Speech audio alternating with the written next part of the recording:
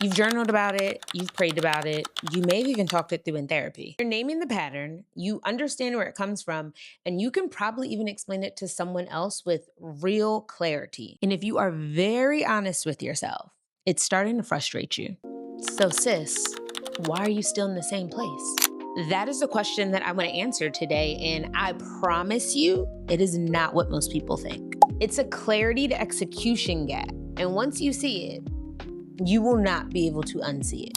It is not a healing issue, it is not a mindset issue, and it's not even a discipline issue. By the end of this video, you are going to know exactly what is in your way and what to do next. Inner work without execution is really just sophisticated staying stuck. I think that's a word. So I want to tell you something personal before we actually get into the framework. I've always been someone with a lot of interest and pull in different directions. I feel like I was the first multi-hyphenated as a kid. When I was younger, I wanted to do everything. I wanted to own a vintage clothing store. I wanted to be a chemical engineer. I wanted to dance. Honestly, at one point, I wanted to be an archaeologist.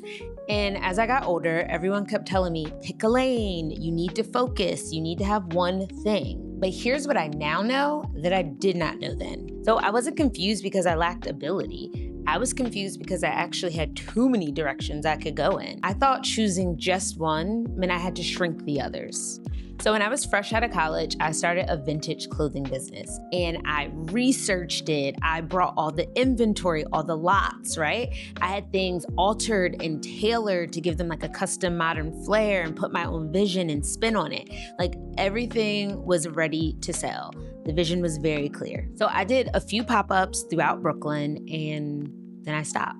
And no, it wasn't because I ran out of ideas and it wasn't because I lacked any type of ability. I just didn't know how to clearly keep moving it forward. I stopped right at the part that was going to require me to become more visible, to sell, to tell people, here I am, and this is why I exist and why you should purchase from me. I had invested in everything, y'all, except the one thing that I actually needed, which was clarity on how to move it forward. And if you're watching this and you're like, low key, that kind of sounds like me, pause right here. I made a free clarity quiz that can help you figure out what season you're in so you can stop guessing and actually move forward with direction. It takes less than 5 minutes to fill out and the link is in the description. Okay, let's keep going. So while I was still figuring everything out on what to do with my vintage clothing business, Black Bear Vintage is what it was called, I was moving at the same time. So I put everything into a storage unit until I got comfortable and settled into my new apartment.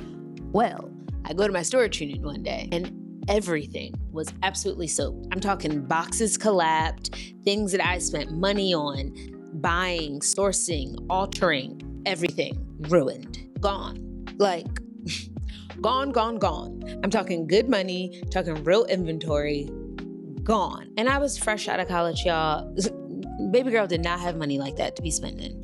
And it wasn't because I wasn't capable. It wasn't even because the business wasn't good and people didn't want what I had. It was because I dragged my feet on the one thing that could have actually moved things forward for me. And I personally feel like God has a sense of humor. I personally think the flood was just him making it visible, the cost of what delayed obedience can cost you. And that is when I realized something. The cost of staying unclear is always way more than we actually think. And most of the time, the cost is actually quieter. It looks like the momentum that you didn't build on a project. It looks like the client who might have left and went somewhere else. It's the YouTube channel you didn't start, a nonprofit that you've been talking about getting off the ground, the offer that you were building and planning that just sat in your drafts and you never launched, or the year that passed by when you were getting ready to get ready. The cost of staying unclear is always more than we think. So I want to ask you something before we move any further. What is the one thing that you have been putting off? Drop it in the comments for me, and you don't have to explain it all in detail, but I do want you to just name it. There's power in that. So I've been thinking about this for a while now. Why do high capacity women who are deeply self-aware and motivated stay stuck? Knowledge is the knowing, wisdom is the doing, applying that knowledge to your actual life. And there are 4 things that tend to live in the gap between knowing and doing. The first thing, living in the gap, most people don't even realize it's actually there. So processing can start to feel like progress without requiring any real risk. Because sis, movement acts something different. It requires you to be seen. So technically, you can stay in this like reflective processing mode indefinitely and still feel like you're doing actual work on yourself, but you're not. And I know it can feel like really scary because once you move, people can now see what you're doing, what you're building, what you're creating, what you're choosing, and what you're trying. And that comes with the possibility of being misunderstood or judged, or honestly, just being seen before you fully feel ready. And when something is unclear, your brain does exactly what it was designed to do. It hesitates, it delays, it's looking for more information. So the second one is a little bit sneakier because you might genuinely feel called to more. Like, you don't want to stay where you're at, but what that next step is, it still feels a little unclear. So you just stay in preparation mode. And no, it's not because you're lazy or not motivated. It's because you don't have a clear direction on how you want to move forward. Okay, so this third one, you've definitely said it before because I have.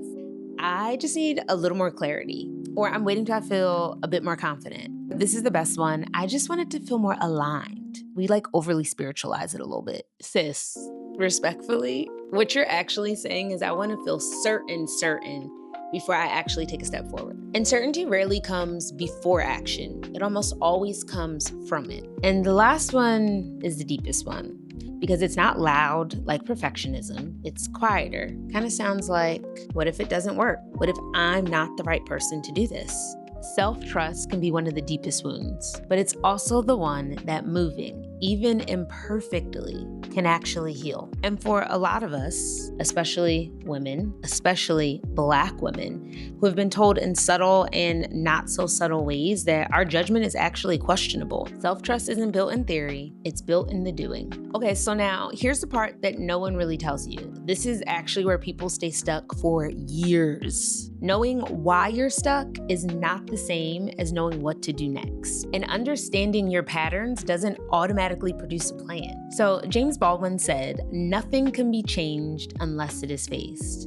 And I'm gonna add, nothing actually shifts until you stop making peace with the delay. There's a version of readiness that is really just avoidance with fancier language. And the woman I work with, thoughtful, deeply self-aware, high capacity, are often the most skilled at using it because we can always find another layer that needs to be examined or another piece that needs to get ready. But what you need is not more awareness. What you need is a clear direction, a clear direction.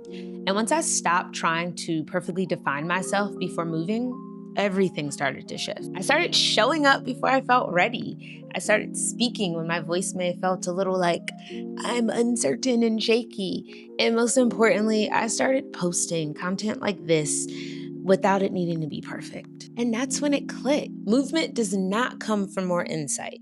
It comes from choosing a direction and moving, even when it still feels uncertain, even when you're shaking a little bit. Inner work got you here, but the move, that's gonna get you there to where you wanna be. So if this is you, if you've done the work and you still can't seem to move forward, I promise you, you probably don't need more insight right now. So listen, you need clarity on what to do next. So start with my clarity quiz. It'll show you exactly where you are and what you need most next. So you can stop circling the block on stuff and actually start moving. The link is in the description. If you want deeper support, I write every single week on my Substack. It's essays like this. I give you tools, frameworks, different types of things. It's similar to this, but we just go a little bit deeper there. And if you are at the point where you're like, I am done circling, I'm done doing this, and you know exactly what you want, but you just need some extra support to help you get from scattered to clear, I have a few more spots open this month for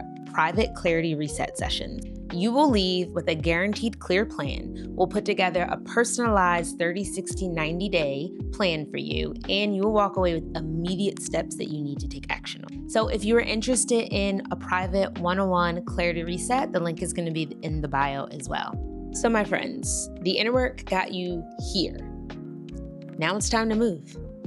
And if you loved this video, please stick around for the next one, because when you apply what you just learned here, the next video is going to show you how to do it boldly.